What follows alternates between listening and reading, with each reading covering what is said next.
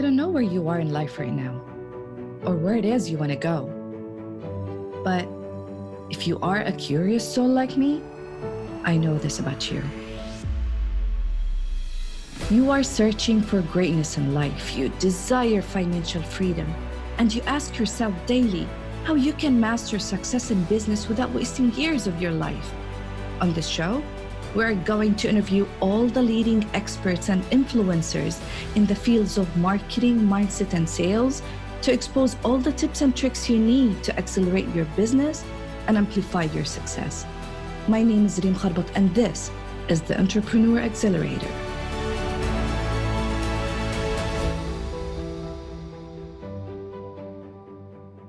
Well, hello guys. Welcome to a new episode of the Entrepreneur Accelerator podcast. This is your host, Reem. And today I have a very beautiful female power entrepreneur with me. And I wish they're going to see you on YouTube. But for those of you who are listening to us, thank you so much for tuning in. Today, my guest, she's the founder and the CEO of the Catalyst Group.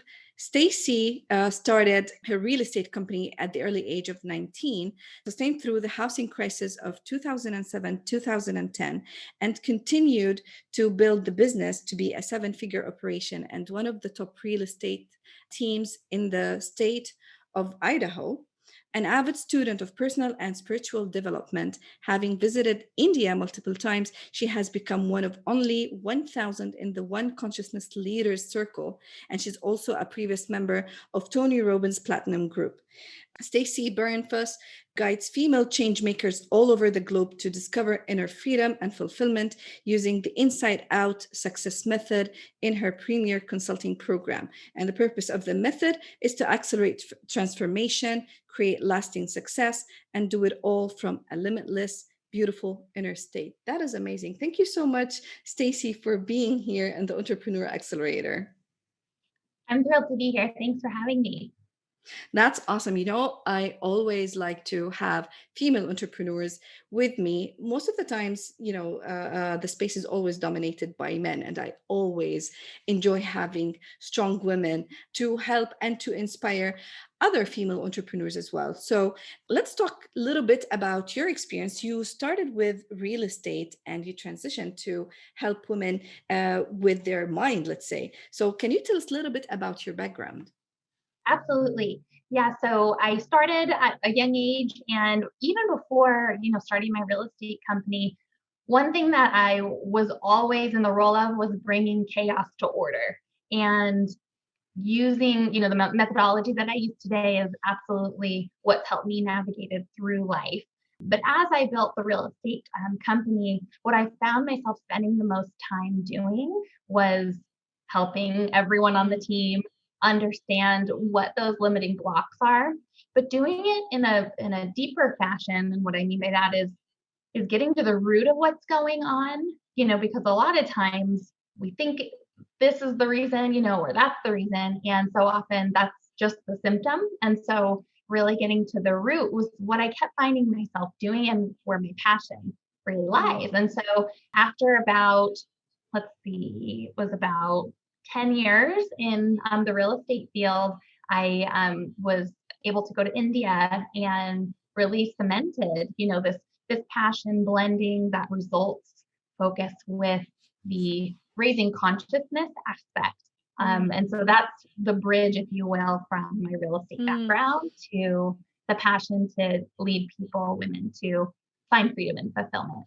So is it that you were not, let's say, before going to India, was it were you always spiritual, connected to your, let's say, to your thoughts and to your mind, and spiritually, were you always connected, or is it just after you went to India that you had the shift within you? Yeah, I feel like my life and throughout my life, there were these moments, we can all say that there is that moment of, intuition, or that moment when you realize you're more connected than you had felt before. And I definitely have always felt like I've had this, people, call it Stacy magic that I know.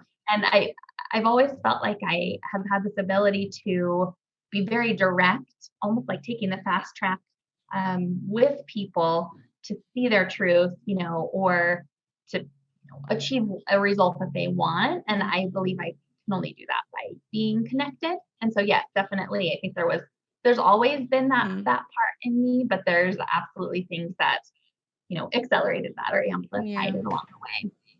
Love it. So, what is exactly the inside out method? Like, is it more, let's say, again, spirituality, meditation? What is, or I don't know, maybe hypnosis, something like that? What is it that you help people with exactly? Yeah, so it's definitely a wide range. Everyone has a goal. It could be to, get to the bottom of anger in some way, Mm, or, be able to work effectively without carrying guilt, in another way. And so first identifying that. And what's interesting is the first step in the methodology is I ask questions that go a little bit deeper than I want to get to the root of my anger. Is asking what would be the total outcome and that perfect reality once you get to the bottom of that. Because a lot of times we go on this quest to figure something out and we don't even realize, why we're going through all of this trouble until we actually figure it out and it's on to the next thing. So there's that lack of fulfillment there. And mm, so to live a beautiful life, we have to have a vision beyond the vision for our business, the vision for our state of being and like who we want to show up in the world. So taking a woman through that process, what's interesting is a lot of times it's the first time that she has allowed herself to answer this question true, true. truthfully and fully.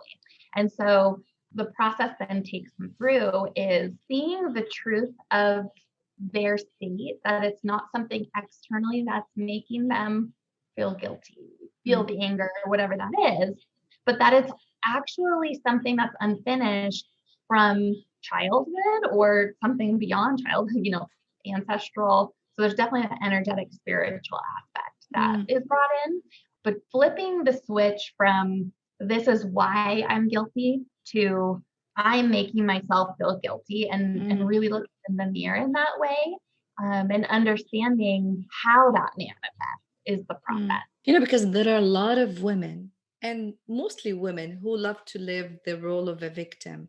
So Mhm. blaming the society, blaming her partner, blaming her childhood, blaming the life, the destiny, whatever, for anything that is happening. And as you said, it might be something that is. That you need to solve deep inside instead of just going outside and blaming people and living this victimized life that is stopping you from achieving or unleashing your greatness, right? So how do you deal with people who love to, because sometimes it's like they enjoy torturing themselves, you know what I Yes. mean? The feeling, the pain is just, it gives some sort of a pleasure. How do you deal with cases like this? Yeah. So have you ever had a conversation with someone where you're talking to them and trying to help them, and it almost seems like they're defending their pain? Yes, Mm-hmm. I know what Mm-hmm. I'll have that. That definitely is the first conversation. And so I think bringing to light those patterns and being very direct with compassion and love of, is it more important for you to continue protecting this pain and the story? Or are you ready to elevate into all that you're supposed to be and live a limitless life Mm-hmm. and build this vision? Because as soon as, especially for women, as soon as we see almost when that question is asked, we almost have this opportunity to acknowledge the truth of what we're doing and elevate out of it. And because it's brought to the surface and we're conscious that there is a choice, we can make that choice where we get out of that victim mentality. And so it's definitely, asking that question and reminding the woman that everything that you think you need is already within you. So there isn't anything you have to go outside to figure out. And that combined with the choice is really enlightening. And also seeking the validation.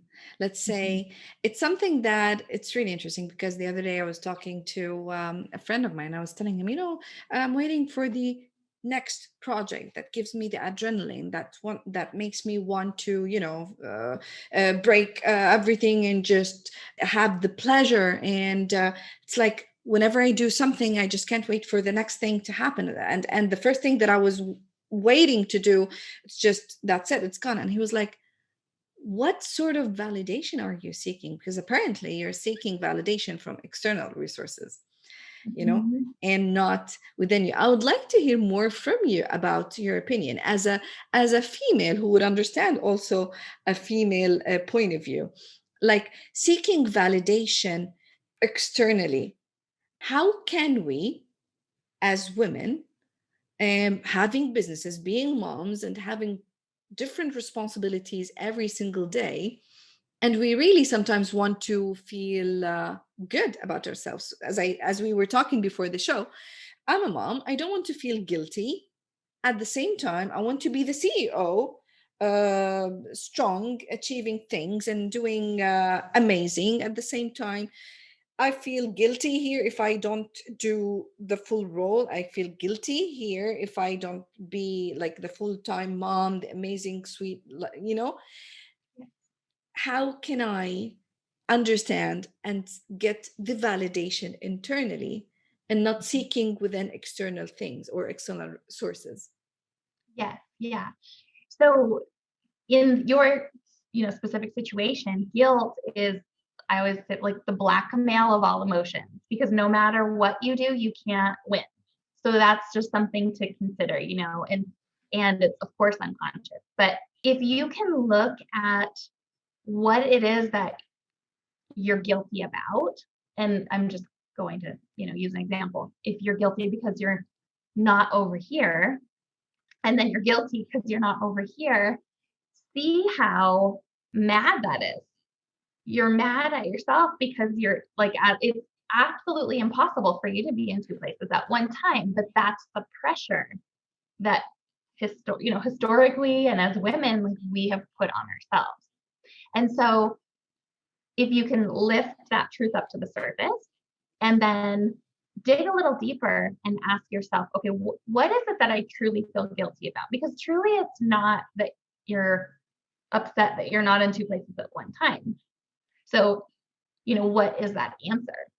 So is it you're talking about, because you were talking about anger. So do you think Yeah. that I would have like some sort of an anger from myself because I'm not here or here? Is it like that?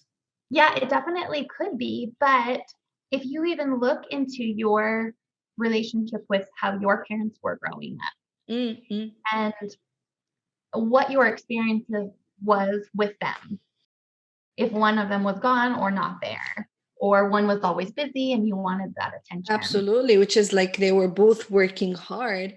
Yeah. And my mom used to come back from school and she used to cook immediately, and then she's tired, so she goes to sleep. So most of the time, I used to do things by myself, and I was just missing the feeling of being, let's say, or having a quality time with them because they're working all the time. Yes, yeah. And so like that, because that's carried within you, that not is not necessarily all of your emotion. It could be from the guilt your mother may have felt in her Mm, experience. You'll never know, and you don't need to know. It's just considering these truths and these possibilities allows you to see that, oh, the guilt is that I'm just craving that. I'm longing for that connection. mm, And then when you are, with the family, you can truly be present mhm, because you're not longing for that feeling. mhm, You're actually mhm. then able to create the feeling because you've acknowledged the truth. And so, you know, in this example, that's how you would identify the guilt and move away from trying to get rid of it. And because when you try to get rid of something, resistance is formed, right? Yeah. And so it just creates more, and then it brings all of its friends and its grandparents, right? It just gets bigger and bigger. So seeing that it's there and asking some questions to, get curious about it is absolutely steps you can take towards anything to clear Yeah. it up quickly. Love it. So, Stacy, you are a business owner yourself. You have your company. You have done, like, you've done massive, let's say, success, and you have your team. And as you said just a while ago, you said that it started by finding yourself helping your team and people around you to, let's say, get over their mental blocks and stuff. So, how can you help our listeners who are having teams to deal with them, to make sure that they're performing at their highest standards, without having any blocks here and there? Like, how can we do this with our team, especially that we ourselves as well, we might be going through challenges, and especially now with the corona and with all of that is happening, the craziness in the world. How can we deal with our team and make sure that they are still working and delivering at the highest standards and being high performers? Yes, yeah, it's such a great question and something that I too am reevaluating right now. I think that number one thing is to remember that even though there is so much craziness right now in the world and fear, just remember that you are the leader of your life. And obviously that transpires into every area of life. So be sure to, if you haven't reviewed your standards of excellence, whether it's your processes or how your team functions, take a look at that. This is a great time to do that as you're planning for next year. And ask yourself, is that still a current standard? Because you likely have grown as a leader, and there may be things, look at the things that are bugging you about your team. That's always a great indicator, right? Is if there's something that you're finding yourself that just like is irritating you or bugging you in some way, that could be an opportunity to up level the expectation or standard. So I definitely think that that's a great thing to do. The other thing is to connect with your team members and get in touch with and have them get in touch with what their goals are. One thing that I do with my staff is have them each quarter let me know what their personal and professional goals are. And I'm really seeing them get through those goals within a month into the quarter. And so then going back and saying, okay, you're not thinking big enough. Like, where are you now? And so just showing your team that anything that they desire is possible and walking them through that process makes it so that, they're so happy and bought in and excited about the job that they're doing. And it creates a bond with the team, with you as a leader, and pushes them to be their best version. So that would be another thing to consider, as you're leading teams. And then the other thing is being, aware of what you allow, and same kind of conversation with, the standards earlier, is just checking in with how, like, as the leader, how am I showing up and leading? Have I relaxed in some way? Not necessarily that things have to change if that could just be, disregarded, or you know what I mean? But you can really up level yourself as a leader pretty quickly by checking yourself on those things. Your mindset, how is your self-care? How are you taking care of, your internal world? Because you need to be able to perform each day. And you may need to put a new habit in place to support you for this next stage. So just getting really clear on that is really helpful, I think, this time of year. Love it. And especially that, again, there are a lot of stress factors here and there. So whether it's, deadlines at work, or whether it's, again, external or internal. So I might have already stress coming from home, and you reflect it on your peers, your colleagues at work. How can you advise or help people who are going through some stressful events in their life to, let's say, be able to cope? And especially, again, as we said, corona here at home, maybe you're homeschooling or whatever, like a lot of things happening, a lot of stress, a lot of challenges.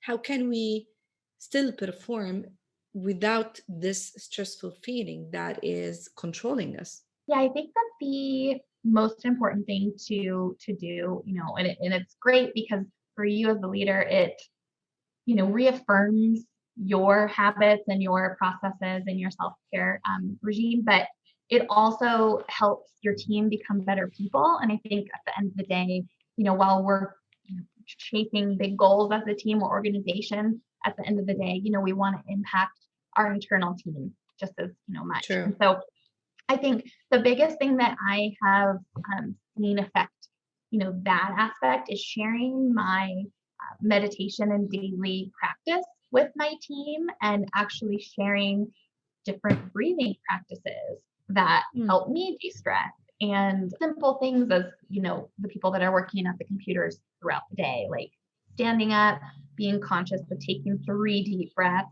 3 slow exhalations. That allows them to chill out for a second and reconvene. Additionally, I think it's really important to listen to your gut. And a lot of times you will notice someone that's off their game or is going through something. And I think it is so powerful when you can take a moment and reach out to them one-on-one and say, hey, I noticed you're kind of off in the meeting today. Is there anything that I can help you hash out, and maybe offer some solutions to navigate through this? And you're not crossing personal boundaries, of course, but you're just showing them that you're interested at a deeper level. I think that can be really powerful. I love it. You just mentioned something about self-care. So every minute you say self-care, self-care. Why is it important for us to take care of ourselves? And especially women, female entrepreneurs. As I said, you're a mom, you're a leader, an employee. So you're having different roles, and sometimes you just always it's sometimes always you put yourself last, and you forget about yourself, and you end up just you feel miserable sometimes, especially if there's like hormonal changes or anything. So what do you mean by self-care, and how can we start implementing it or including it in our, let's say, daily routine? Self-care is something that is new to us in a lot of ways. Yes. And, I think first we need to acknowledge where we're coming from, which is a world of stress and go and force, making things happen, achievement. And the paradigm is shifting. And especially for women, where it's our natural DNA to put everyone first, it is awkward almost at first to do anything different. And so first, self-care is so important, because if you don't take care of yourself, you're going to burn out, and then there's nothing left to give. So what's the use of all that you've created, right? You have nothing left to enjoy it at the end. It is work, work, work. And then, oftentimes most women are too tired to, even truly enjoy the vacation. They take a 2-week vacation, and the first week and a half is just catching up on sleep. And then, the last few days are enjoying that. And so I think, number one is just switching the perspective on self-care of it being like a selfish thing, and seeing it, like you do watching your profit and loss in your company. Like it is like same jam, right? So looking at it that way, it's like, oh, if I take the time every morning or in the evening, whatever your, flow allows, and invest in myself, what I'm doing is investing in my kids, my relationship, my company. Like that's the biggest deposit I can make all day. And if I invest in myself in that way, things will start to flow easier. And so that can look like, doing a 10-minute ritual, making it really doable up front, and breaking it up into meditation, focusing on your goals, and some breath work. So it can be, that simple, and it can be longer, adding in, every morning I do my meditation, and then I read part of a book, where I'm at in my studies, but incorporate that learning, because then I'm able to utilize it throughout the day if it applies, right? And also I'm fresh in the morning, so that I'm actually, filling up my cup again to be able to contribute at the highest level. Love that. Stacy, it says here that in your method, the inside out, you help women understand, or your methodology, you help women understand the different states, mental Yes, states. What yes. is it exactly? Like, if I have just one state, Mhm. so I know that either I'm happy or angry or just hungry, let's say. Yes. So, what are the different states that we need to acknowledge so that we can at least address and understand how to deal with each and every situation? What is your method? How does it help in this regard? Yes. So the method is to identify these states. And so the states are simply there's two different states, but in those two different states, there's all of these variations. And so in one state, which you can call fear, anger, suffering, it's called like a bad state. And then the other, being like compassionate, loving, like clear, energized, like a beautiful state. And so with those two states, first identifying where you're living is so important because with that identification, what that allows you to do is connect to the truth. So often we know there's a problem and we're going to figure it out, which is actually not seeing the truth. And so that's the biggest part of the methodology is Mm, identify that truth, but not stay there. But you have to identify how it shows up. So, like as an example, if I achieve and I'm going after a goal because I don't feel like I'm enough, hmm. then I am going to not only attract chaotic and stressful situations along the path of achievement to this goal, but I'm also going to be deeply dissatisfied once I achieve the goal. Yeah, Similar to what you're sharing earlier of, chasing that validation, true. that is coming from that suffering state. Hmm. And so looking at it, understanding that, but then understanding that there is a new way, a new path to create. And it involves a lot of steps within the methodology. Sometimes it's 5 steps, sometimes it's 25 because we need to pull from Mm, different resources for whatever the woman is going through. Because sometimes these things are so ingrained that even if I talk to you about, anxiety, it may be hidden so deep behind this dissatisfaction, a relationship, your kids, one of the companies that we have to really dig deep to identify that that's what it is. Stacy, is it the this methodology, or let's say you is it like a program that you go with one on one with each case? Because you said it can be 5 steps, it can be 25 steps, it depends on the case. So Yeah. is it like a group coaching that you're doing? Is it one on one? Do you deal with each case differently based on its current situation and its goals, for example? How do you work with people on achieving this? Yes, so it's one to one, and it is customized based upon the goal.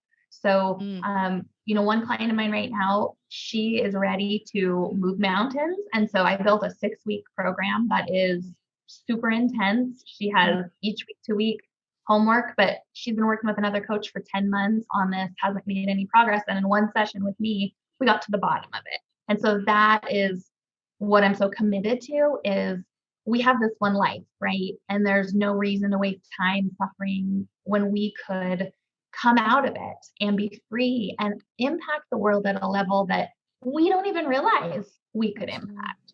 And so Absolutely. the program is an intensive like that, or 8 months, one to one up to that amount. But Mm, it's a program that builds upon itself because what I'm sharing and teaching is stuff that you will use every day. The women will use every day so they can take it back to their families. They can teach their children. So it's definitely that lasting transformation in how we work transformation. together. So it's Yes, transformational. It's not just like something that, or like steps that they will take and that's it, but they will feel the transformation. yes. They will feel that they feel the difference in how they show up in conversations, with loved ones. I've even had women experience health miracles where, Mm, they've healed from yeah, ailments struggled with because of the release. And so it's absolutely. Yeah, mixing, Eastern India with them and those beautiful teachings that are so much about consciousness with the result in a very accelerated fashion. I love that word in your I podcast. I love really it. find Since we mentioned that, the acceleration, so what would be your number one advice for female entrepreneurs who want to accelerate their success in business and in life? What would be your one, let's say, last advice to them? just to keep in mind that you are the problem and the solution.